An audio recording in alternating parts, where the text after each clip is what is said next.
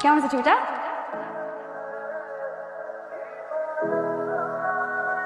Excuse me. High Safayet, আপনি? আমি কেউ না। তুমি কেউ না?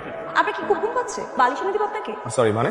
মানে আপনি বারবার আমার ফ্রেমের ব্যাকগ্রাউন্ডটা নষ্ট করছেন। আপনার যদি এতই ঘুম আসে তাহলে আপনি সাইডে গিয়ে ঘুমান না, আপনাকে বালিশের ব্যবস্থা করে দিচ্ছি। হাই তুলে তো ছবিটা নষ্ট করে দিচ্ছেন। শুনেন, যেখানে ইচ্ছা যান, কিন্তু আমার ফ্রেমে আসবেন না।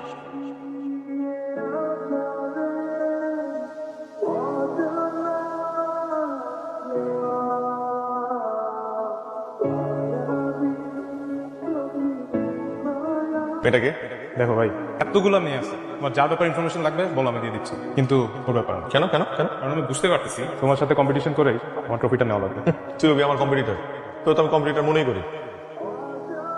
শোনো, যোগ্যতা মনে করো আর না মনে করো, টাকামাটি তুমি গোল দিতে পারবে। তুই কি আমার চ্যালেঞ্জ করতেছিস? চ্যালেঞ্জ মনে করলে চ্যালেঞ্জ। Challenge accepted. এই, তুই এখানে কি করিস? আন্টি তুমি ট্রফি কেন? আঙ্কেলরা তোমাকে গোল দিয়ে নিয়ে যাবে।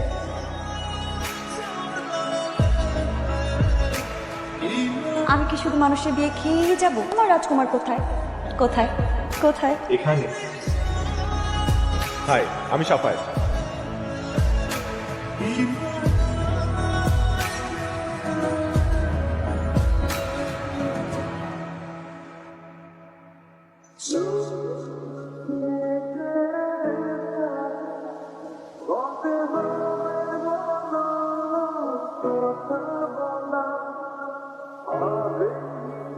ম্যাম, ওই ছেলেটা এসেছে। আর সিও স্যার যার কথা বলেছিলেন। আচ্ছা আচ্ছা, ঠিক আছে, আপনি যান, ওনাকে পাঠিয়ে দিন, কথা বলে দেখি কি বলে। ঠিক আছে, তাহলে আমি পাঠিয়ে দিচ্ছি। Coming.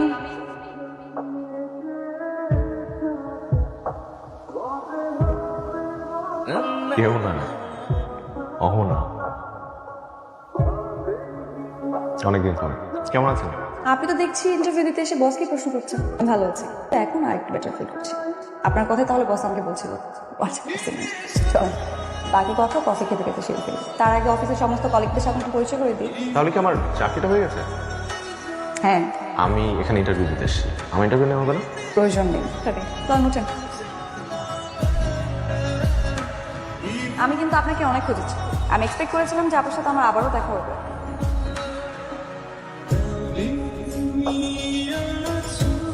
Thank you for the gift. ঠিক আছে, ড্রাইভার আপনাকে নাম। কালকে তাহলে দেখা হবে সাথে।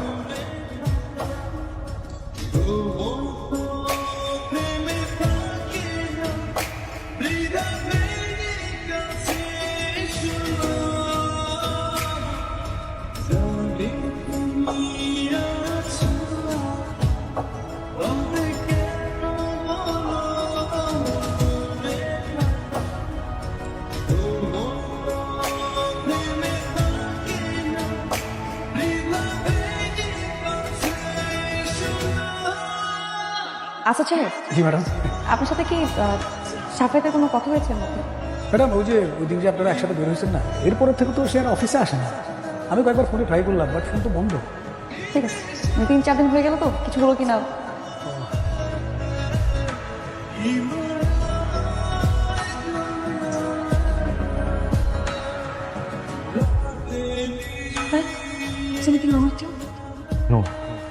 কি হয়েছে আমাকে বলো। তেমন কিছুই হয়নি। কিন্তু অবশ্যই হয়েছে। কন্টিনিউসলি তো একটা মানুষের ফোনে বন্ধ থাকার কথা না। কি হয়েছে আমাকে বলো। অহনা,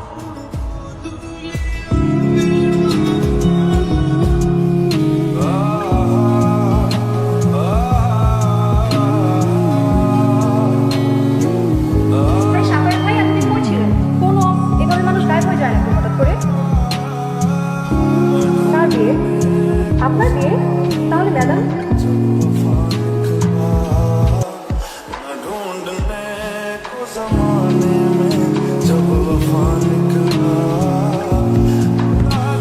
সকালে মেয়ের স্কলারশিপ তো হয়ে গেছে, কিন্তু মা বাবা বড় আপনাকে যাবতীয় সব খরচে টাকা দিতে পারবে না। কি করবি রে? তুই টাকা কোথেকে পাবি? ফালতু কথা বলিস না, মনে আছে খারাপ আছে, যা এখান থেকে। হ্যাঁ ঠিক আছে, প্লিজ যাই, চোখের সামনে থেকে যা।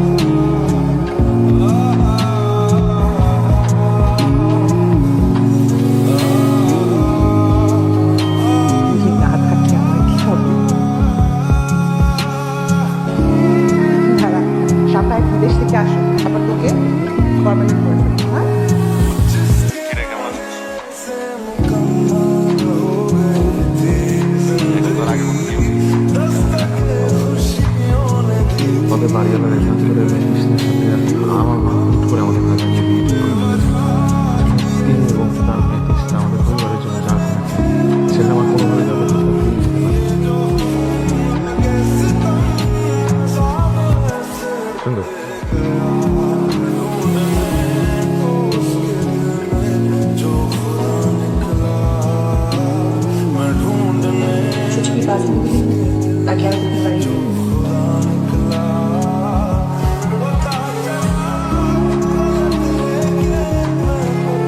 স্বপ্ন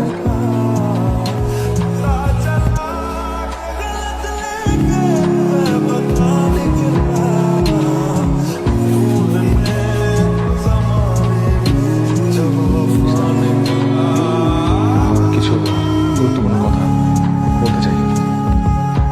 আমার মনে হয় তোর আমাকে বিয়ে করাটা ঠিক হবে না। ইসরা, আসলে দেখ, আমি তোকে বিয়ে করার ডিসিশনটা হুট করে হ্যাঁ বলে দিছি তোকে খুশি করার জন্য। তো আমার মনে হয় যে তুই বিয়ে করলে কখনো সুখী হতে পারবো না, কখনো ভালো থাকবো না। আরেকটা বিষয় হচ্ছে, অহনা নামে একটা মেয়ে আছে, ওকে আমি 2 বছর আগে দেখেছি বিদেশ যাওয়ার আগে থেকে। But I had slept with her.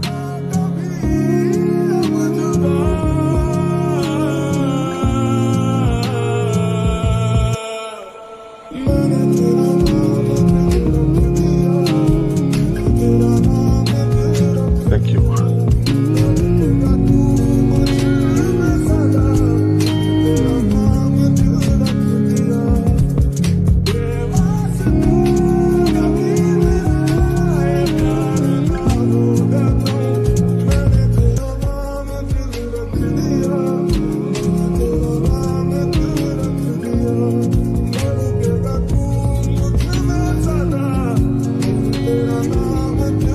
Sir, যখন ম্যাডামের কাছে আসছিলেন উনি তো এখান থেকে চলে গেছে। কোথায় গেছে? কোথায় গেছে এটা আমাকে বলে জানি, তবে উনি এখান থেকে বাসা ছাড়িয়ে গেছে। তবে যাওয়ার সময় স্যার একটা প্যাকেট দিয়ে গেছে আমার হাতে, আপনাকে দেওয়ার কথা। কারণ স্যার প্যাকেটটা নিয়ে আসতেছি। এই যে স্যার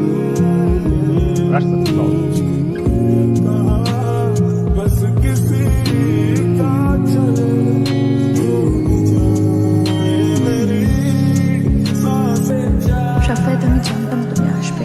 তুমি যখন চিঠিটা বলছো তখন আমি তোমার থেকে অনেক দূরে। তোমার সমস্ত পরিস্থিতি আমি জানি বলে তোমাকে কোথাও বলতে পারছি না। তোমার জায়গায় আমি থাকলে আমি অন্য কিছু করতে পারতাম না, কিন্তু মাঝে মাঝে সত্যিটা মেনে নিতে আমারও কষ্ট হয়। আমি চলে যাচ্ছি, তুমি চোখের সামনে থাকলে আমি নিজেকে নিয়ন্ত্রণ করতে পারবো না। তোমার উপর আমার কোনো রাগ নেই, সহজ সুন্দর একটা জীবন হোক তোমার। তবে জেনে রেখো, তুমি